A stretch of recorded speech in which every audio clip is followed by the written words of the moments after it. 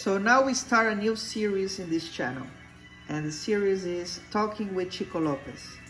And today we have a question from one of our followers, and the question is, Mr. Chico, why you don't consider the opinion of other people? Why you don't respect the opinion of newbies, and why you don't respect opinions of certain old timers? And I pass the voice to you. Well, I hope you guys having a great time and enjoy your life, especially the holidays coming in very soon. We need to tell you a couple of things. You know, it's going to be our new first video from a new series, and I'm a little bit under the weather, so excuse me. But I wanted to make this series for you guys so I can help you, because I think that this channel now has better quality of people than it used to have a few months ago. We kind of let it a little bit slow down, and we blocked a lot of people that were undesirable. Okay, their opinion, as you mentioned, opinions was not desirable, am I correct? And so they got blocked. And some of them will come in here lurking around and trying to get some opinions and something to talk about. And that really, all of that, it boils down to basically just about the same thing. You know, I got to tell you something. You mentioned the word newbie, and you mentioned the word old timers.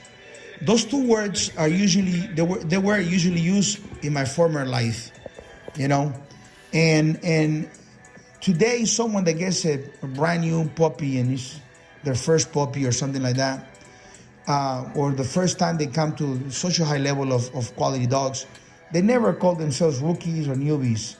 Rookies are people that are going to have a career. Now, you're a rookie when you're going to become like an NFL player or a soccer player or NBA player. There's a career where you're going to be, so there's a word called rookie. That's why I like the English language to make these videos a lot more than Spanish, because you just made the same video in Spanish. So I have a feeling that one in English is going to be a little bit better. And so rookie means you're starting.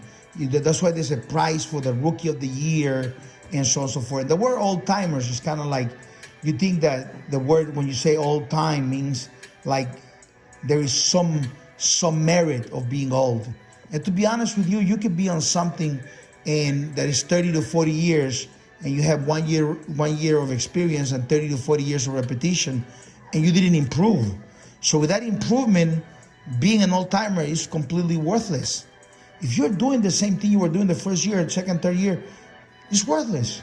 So being old timer doesn't mean crap, although that terminology was used in a very empirical way in the past. Let me set the new values to how we should look at the past. And I'm looking at these as myself looking over my shoulder to my left side, as I'm driving in my car and I'm looking back and I see my previous life in my rearview mirror. You understand? I'm still in control of everything. I'm still driving this bus or riding this plane, and we're going forward. We're looking at the past. And there's some people that are coming in, they're still lost in this. The first thing you need to know is that the life of the game dogs at the level that I know it, at the level that I lived it in my previous life, it is complex and is as peeling the most bitter, the most biggest onion-like ball. You peeling onion layers, and you peel on, just by the smell of the onion will make you cry. You peel the first layer and you're already crying like a little girl. And then you peel the second one and it's more powerful. And the more layers you peel, the more you suffer. The details can go from one level to the next level, to the next level, to the next level. That's what's going to be so important when my books are finally published, and we can look at this life and use some of these things to apply them to our life of success, and make some of these decisions that I made that were correct, some of the mistakes that I made, and so you don't have to make them. And when I say you don't have to make them, you don't have to make them to become a dogman. No, listen, there is, the model to become a dogman, it was broken a long time ago. And the standards, the values that made you a dogman were lost. And some of those old timers that got retired by Grand Champion Mayday or Grand Champion made the kids. Some of those are coming down from down the closets, they come like skeletons from the closets, and they're like, all of a sudden they got life and they want to get involved in social media and they want to be relevant. But those guys, some of them were semi-relevant and some of them were not relevant. Some of them were doing the same thing everybody else is doing. Some of them were talking, just talk pieces, talking about somebody else. At the time, they didn't have social media. They didn't have internet like we have today. So everything was books and magazines. So whoever was, distributing magazine, so you read some truth, some fake truth, some inflated truth. I would have to say that some of the stuff were actually a lot more accurate by miles, by gazillion miles, over some of the things that you see today on the internet. But it was some of it, okay?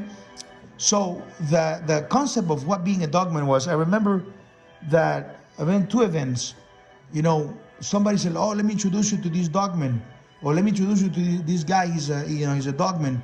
Hey, hi, how are you? This guy is a dogman. You say, okay. And the guy will turn around and say, hi, how are you? And you expect to hear why he's a dogman. And the guy owned dogs for, let's say, 5, 7, 8, 10 years. In the destruction of the word being a dogman, he got lost. Because he's a dogman. Why he's a dogman? Ask yourself why. Because he owned dogs? That wouldn't make him a dogman. The word dogman only had one purpose: for you to become legendary. Let me repeat this back to you. The word dogman, you only have one meaning.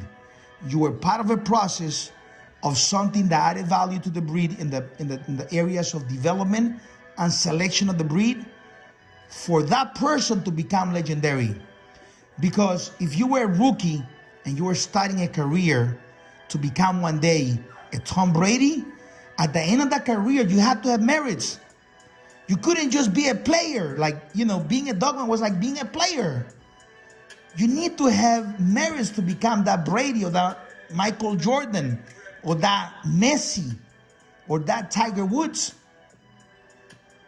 People lost the understanding of what being a rookie back then meant.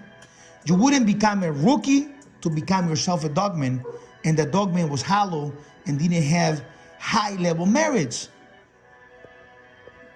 You must understand that.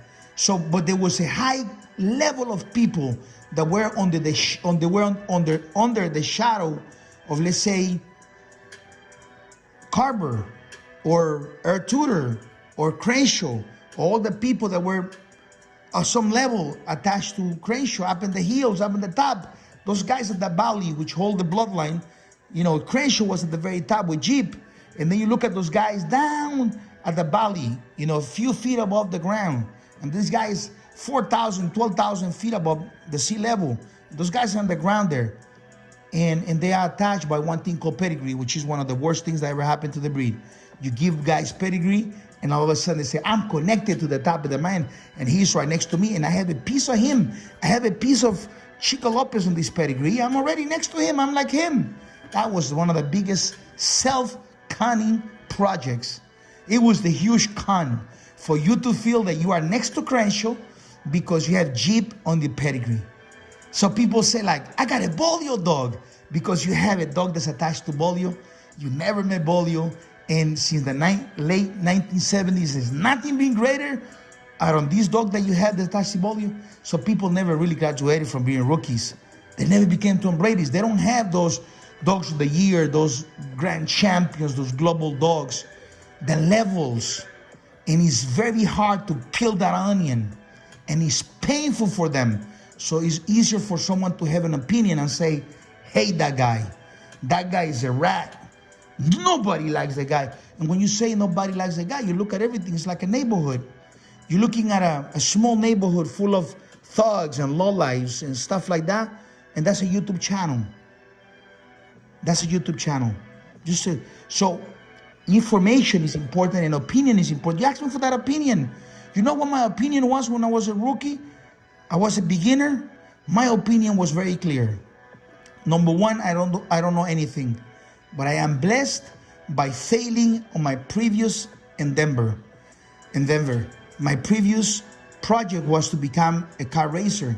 But I didn't start the car racing by trying to become John Force. The image of John Force, pay attention to this part that is very important. The image of John Force was not in front of me. The image that was in front of me was hanging around in Hunts Point, the Bronx, or Atlantic Avenue, and racing with some of the guys in the street. So I wanted to become the guy that beats the guy in the street. And that was nobody. The moment you went to the racetrack, you find out you are absolutely nobody. So those guys that are racing on the street and winning every weekend, yeah, I'm a car racer. The moment they go to the racetrack, you are nobody. Like, let me qualify this guy, see if he qualifies running. He don't meet the qualifiers. So everything was an illusion. It was a neighborhood level illusion. It wasn't the big league illusions. I mean realities, because big leagues are realities. Those are illusions. And there's a lot of neighborhood heroes. There's a lot of neighborhood heroes. Yeah, you know, we used to race and blah, blah, blah. There's a lot of stories. And you know, the thing about it is, like, you want to find a loser that has passion. The moment you find a loser that has passion, he tells his stories like they are John Ford stories. And you're like, whoa, because you don't know nothing. And that's where the danger is. When you are a brand new person, you listen to the losers talk with the passion, with the certainty that the loser talk, because the loser has passion too. Losers really believe they are dogmen. They really trust.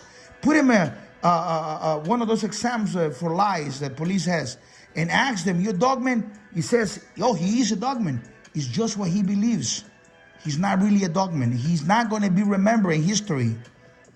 And time goes by, and that onion becomes thick, and there's one guy that can tell you stories. Because one motherfucking guy that, I'm sorry about that, one guy that's really at the top and knows everything. Can peel in the onion, it becomes painful, and the tears keep on falling, and they're crying like little girls. And you see this man with beards, white hair, just crying. Oh my God, I'm nobody. I hate Chico Lopez, you know? And then it's easier to go back to the other place. Open up a church and have a lot of dummies come here and give you, you know, offerings every Saturday, every Sunday, you know. Open the church, man. How you gonna call it? The channel of whatever, the channel of this, and you're gonna have some dummies that are gonna come in and give you the chats and blah blah blah, or just the clicks. And some people are social dummies that do it for the admiration. There are some losers that they have no admiration in life, like they don't have purpose in life. Their purpose is over, and then they find purpose of having a few losers celebrate them. I get scared if I have some losers celebrating me. And I'm when I look at the losers hating me, you know, I understand where the hate might come from. And that's why the other guy, someone tell you, say, listen, how come Chico don't reply? Or he said, Chico doesn't look at those channels. I said, but they saying that Chico, no, he doesn't look at those channels at all. Everybody's blocked, nobody, he don't see nothing. He's not in his picture. He's not in his day. He doesn't care about him. And the reason why I do it is because I monitor my opinion. When I was a rookie, a brand new guy, I monitor my opinion, which was I don't know nothing. And I needed to know the right thing. Instead of hanging around with the guys that I told you I hang around with the race cars, I wanted to meet John Force. And I started looking for the best dogman in the world. And that was my mission. Soon I realized this. I realized that having a great dog, one great dog, didn't mean nothing. Grand champion, a real, because there's a lot of fake grand champions. A real grand champion was the, you know, that grand champion attached to other grand champions, because the breed really is built the wrong way. I told you the other day, the breed should be built. Stop right now and think of this. There is no limit on which car you can get. It'll cost you a penny. Any car. Nobody will pick up the car they have right now. Nobody will pick up. What do you own? Tell yourself right now. Stop. Think. What car do you own? A Toyota, Mercedes-Benz. What do you own? You will not pick up the car you own if the price was a penny to buy the next best car. You will go directly to a Bugatti if you were smart. You will go to a supercar, to a McLaren. You'll go to a LaFerrari, some top of the line, $2 million, $3, $4 million car. That's what you'll go. You'll go there. You won't stop with the car. You'll hate the car you want. You'll get on that car and you'll be driving and say, what an idiot on that car. That's the car you used to have just now. The difference is getting rid of what you have and moving into the better thing. And it's easy to do it when it's free. But when you have to peel the onion, you rather keep the one you have. And talk shit about the guy that has the best car. That's a human cheat nature. There's some type of humans. There's different type of humans. There are some humans that are cowards.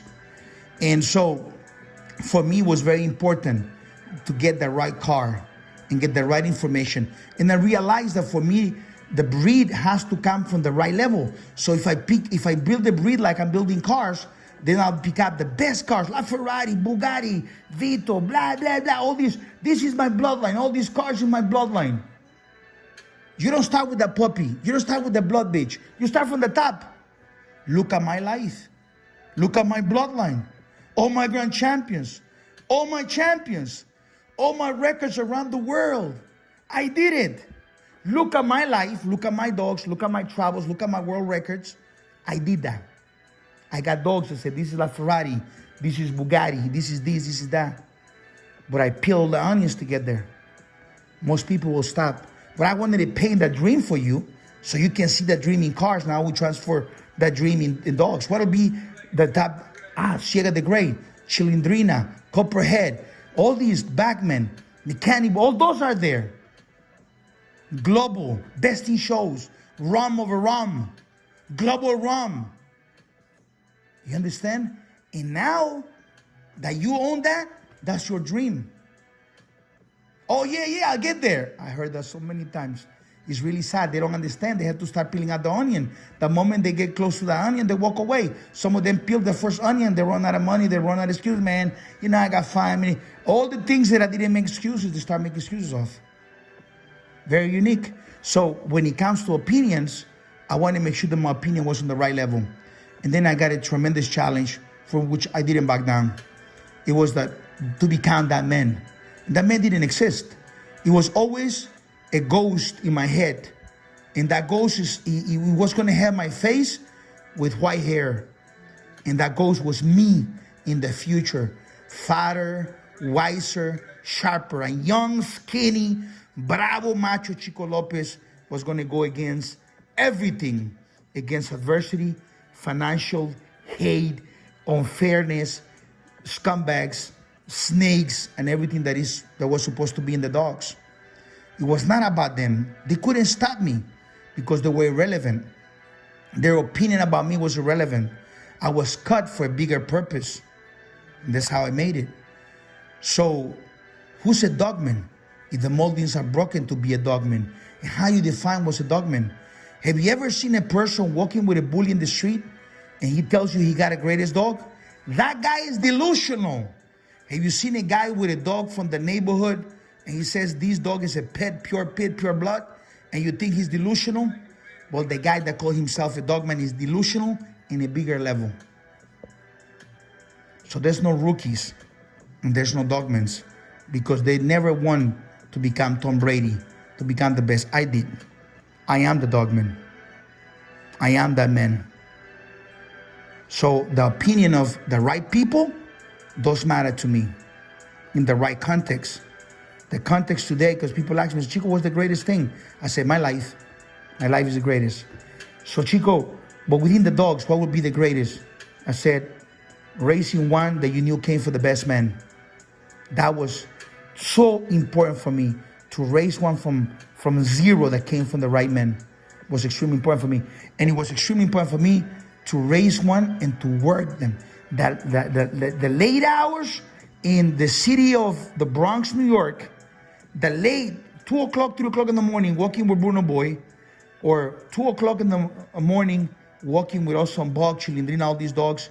I mean, listen, 4 dogs on Friday, 8 dogs on Saturday, that's 12 dogs. Champions and grand champions were made that weekend.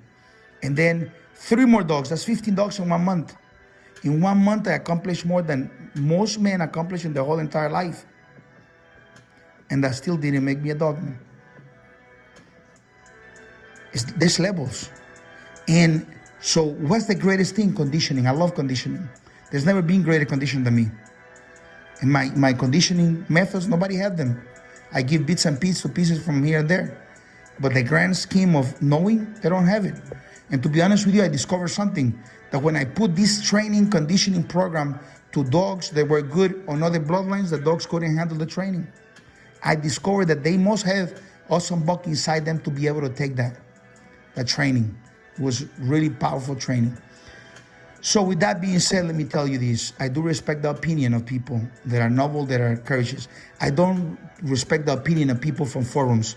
There's a called young yard channels, young yard places. I was blessed not to be born where they exist. I feel bad for all those guys that get lost in those channels. And I hope that somehow, some way, they come to this video and they do understand that life is complex. The opinion of the person is important as big as the size of the person. For when I know football, I wouldn't talk to a side kicker. I will talk to Tom Brady himself. Otherwise, we all spectators. And that's what it boils down to. And I want you to know something. I mentioned this Tom Brady so many times, but I want you to understand something, and I tell you this. Becoming a dogman to make a grand champion, 2, 3, 4, 5, whatever, all these grand champions, is a lot more difficult than being Tom Brady. A lot more difficult. This onion was very hard to peel.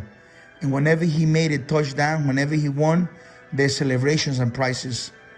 Whenever I made grand champions, there was no celebrations. You had to endure a mindset to know to yourself that you are the baddest motherfucker on earth. And you'll continue doing it, not because people are clapping and giving you medals and stuff like that. You do it because you are en route to become Chico Lopez. I became that man. And today, I want to preserve the greatest dogs on the planet. Not your dog, my dogs. Those are the greatest dogs. Everything else below my dogs is a deformation of the real dog. Capiche? God bless you. My name is Chico Lopez, ChicoLopez.com.